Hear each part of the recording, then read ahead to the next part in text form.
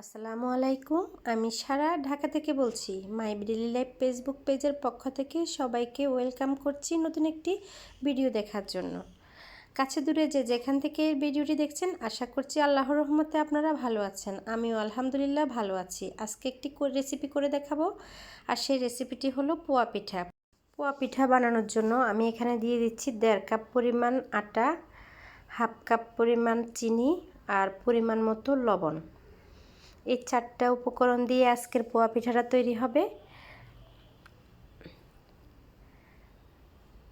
আমি সবগুলো উপকরণ একসাথে মিশিয়ে নিচ্ছি। মিশা হয়ে গেলে আমি পরিমাণ মতো পানি দিয়ে ডোটা করে নেব। আর এই পানিটা কিন্তু ঠান্ডা পানি দিইনি, আমি পিঠাটা যেন সফট হয় সেজন্য আমি ইউজ করব হালকা কুসুম গরম পানি। আঙ্গুল দিলে সয় এমন পানি আমি ইউজ করেছি। অল্প অল্প করে পানি দিচ্ছি আর ডোটা করে নিচ্ছি।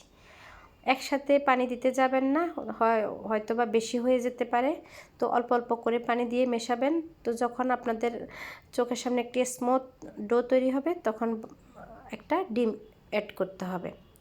আমি আজকে বেকিং পাউডার কিংবা বেকিং সোডা কোনোটা ইউজ করিনি। আমি একটা ডিম দিয়েছি, পুষ্টিগুণও ভালো হবে, খেতেও সুস্বাদু হবে। আর বাচ্চাদের জন্য বানাচ্ছি, তো এটা একটি স্বাস্থ্যকর খাবার। আমি সবসময় বানানোর চেষ্টা করি, যেহেতু একটা বাচ্চার ঘর, বাচ্চা বুড়ো সবাই যেন খেতে পারে আর খাবারটা যেন পুষ্টিগুণে ভরা থাকে, সেজন্য আমি এখানে একটা ডিম ইউজ করলাম।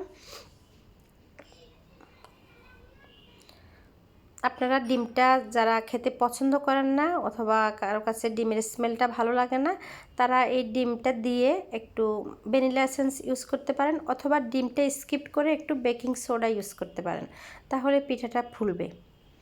আর পিঠা ডো হয়ে গেছে। এখন আমি কড়াইতে তেল দিয়ে দিচ্ছি পরিমাণ মতো, আর পরিমাণ মতো তেল দিয়ে এক চামচ করে আমি এখানে ডোটা ছাড়বো।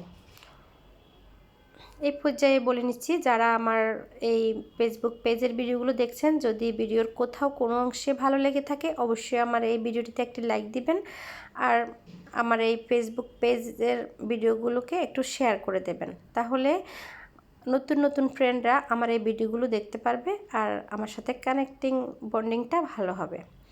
যাই হোক, দিয়ে দিচ্ছি 1 চামচ ডো। আপনারা যদি বড় করতে চান বড় চামচ দিয়ে দেবেন, অথবা 1.5 চামচ দিতে পারেন। আমি 1 চামচ করে করে দিচ্ছি পরিমাণ মতো। এই যে পিঠাটা মাশাআল্লাহ ফুটে উঠেছে। এভাবে করে করে আমি সব কয়টা পিঠা বানিয়ে নেব।